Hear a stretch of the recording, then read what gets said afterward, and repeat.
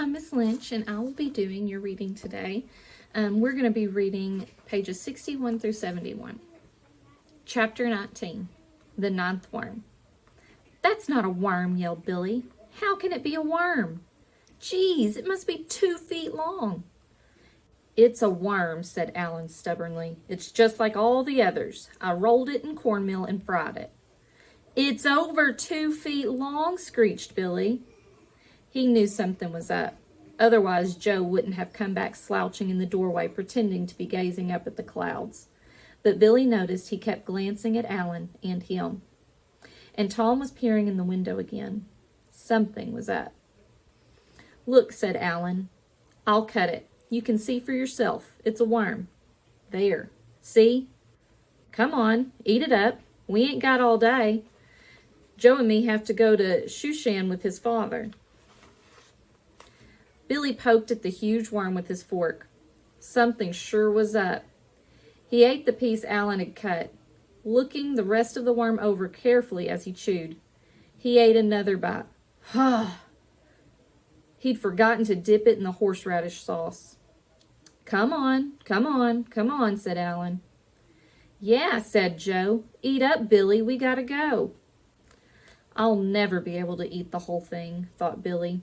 "It'd choke me. It's too much yuck at once." "Half," he croaked. "I'll eat half. This is some sort of ringer. There's never been a worm this long." "Okay," said Alan. "Then the bet's off. Suit yourself. Come on, Joe, he chickened out. Let's go." All right, said Billy, playing for time. "The whole thing." "You'll make yourself sick," said Alan. He's too anxious, thought Billy. What's going on? "Leave him alone," said Joe. "Let him eat it. It's his stomach." He's trying to cover for Alan, thought Billy. He ate another bite. Then he began to scrape the cornmeal carefully off the worm with his knife. "What are you doing?" said Alan. "I think I'll have it plain today. No cornmeal."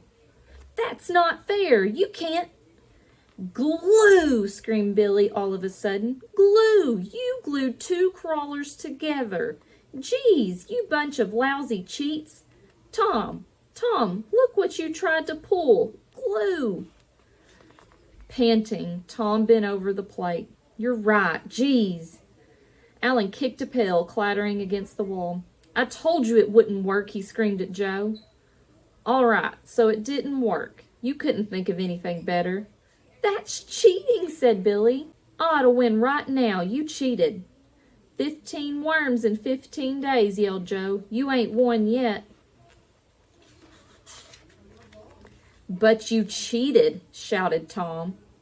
"So what?" They argued and yelled, striding here and there about the barn, sprawling against posts, flinging up their arms, kicking walls, banging down on a pail or orange crate, and squeezing their heads between their hands. "It doesn't make any difference," Joe yelled at Billy. "It didn't work. You didn't fall for it.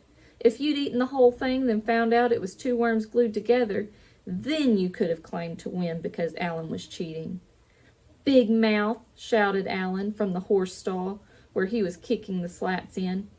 "Who thought it up? Not me." "Who cares who thought it up?" shouted Tom. "It's still cheating." A pig looked in at the door and then wandered away. Joe ran out and stuck his head under the faucet by the kitchen steps. A minute later he came running back, dripping, yelling, "That's not true."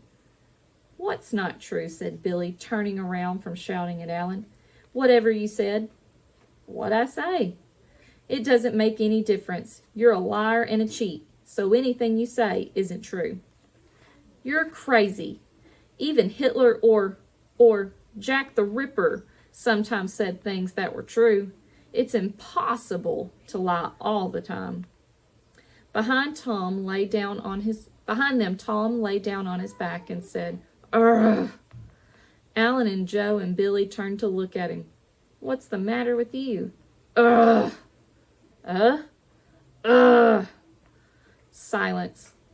A bird flew in and then out of the broken window in the loft. "Well," said Billy. "Yeah, I see what you mean."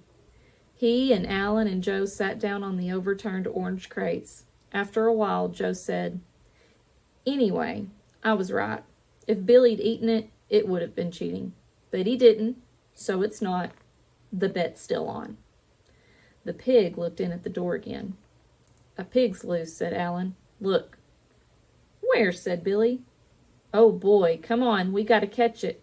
He jumped up, the pig bolted. "Woo-wee!" yelled Billy, dashing out. Tom and Joe and Alan scrambled after him. Chapter 20. Billy's Mother. Billy slumped at the kitchen table on one elbow, pawing in his bowl of Wheaties with his spoon. His mother was washing the breakfast dishes at the sink. But why isn't it good to eat hot dogs for breakfast? I know nobody does, but why don't they? "Oh, Billy," said his mother, "stop it. Finish your cereal." "Well, but..." A knock on the screen door. Billy's mother glanced around. "Oh, hello, Alan, Joe. Is your sister better, Joe?"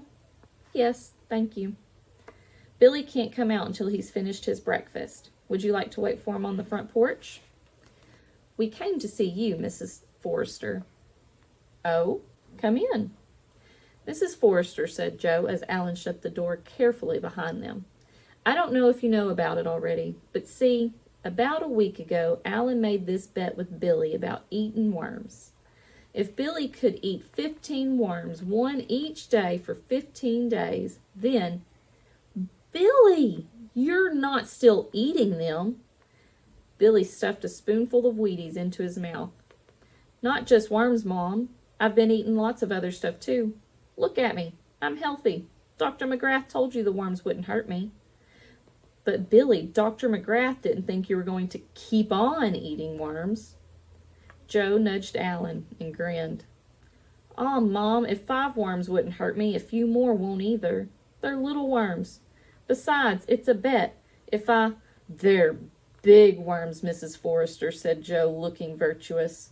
"We won't lie to you. My mother told me never to tell a lie." "Manure," said Billy. "Mom, it's a bet. I told you. If I win, Alan's got to pay me $50.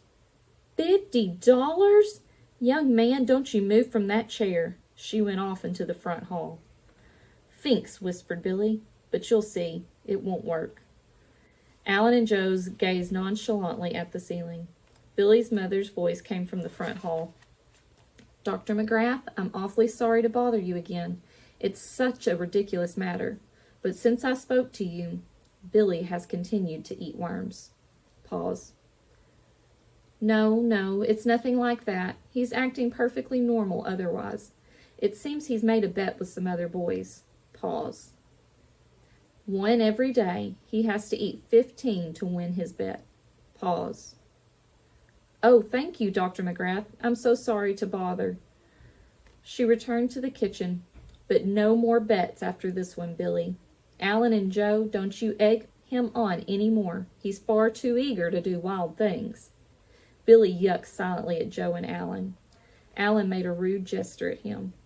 "Mrs. Forrester," said Joe, "what we really came about is that Alan and me are going up to Lake Lauderdale today with my father to fish, and we won't be back till tomorrow night. So we wondered if you'd make sure Billy eats the worms today and tomorrow. It's not that we don't trust Billy, Mrs. Forrester." "No," said Billy's mother, smiling. "But it's always better if there's a referee, you know, like Mr. Simmons says at school, to save arguments and hard feelings. We brought the 2 worms." He held up a paper bag. "We boiled them already, so you can just keep them in the refrigerator." "Well," said Billy's mother, "this is quite a responsibility. Are you sure I'll be neutral enough? I am his mother." "Yeah, we thought of that," said Joe. "But we figured, well, you're usually pretty fair. And besides, parents almost never cheat kids if it's something between kids. They're usually pretty fair until they get into it." Billy's mother laughed. "And how does he eat them? Just cold boiled?" "Well, we've been frying them, Mrs. Forrester. We roll them in cornmeal and then fry them like a fish. But he can do whatever he wants."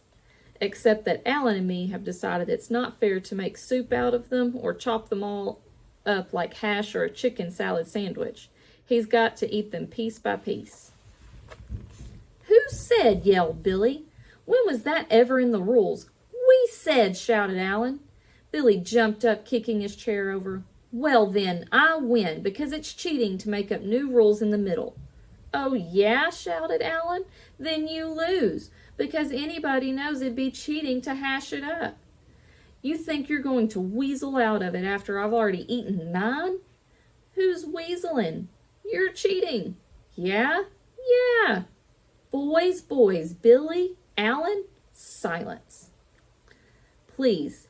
Now, Billy, no, let me speak first. I do think Alan and Joe are right. It wouldn't be fair to cut the worm all up. You can just think of some other way of fixing it. Thank you, Joe. She took the paper bag and looked inside. Phew! Billy, are you sure? Mom, you've eaten eels. You ate eels last summer in Long Island. These are just smaller. They're the same thing. Well, she put the paper bag in the refrigerator. I guess if Dr. McGrath says it's all right. Now, why don't you all go outside? I wouldn't go across the street with those finks, said Billy. They can... Yeah, shouted Alan. Well, who'd want to go anywhere with you either? Yeah, shouted Billy. Boys, cried Mrs. Forrester. Stop it. All right. Alan and Joe, you had better go. The screen door banged behind them. Pfft, said Billy scornfully. Joe's face appeared at the screen. Thanks for saying you'll help out, Mrs. Forrester.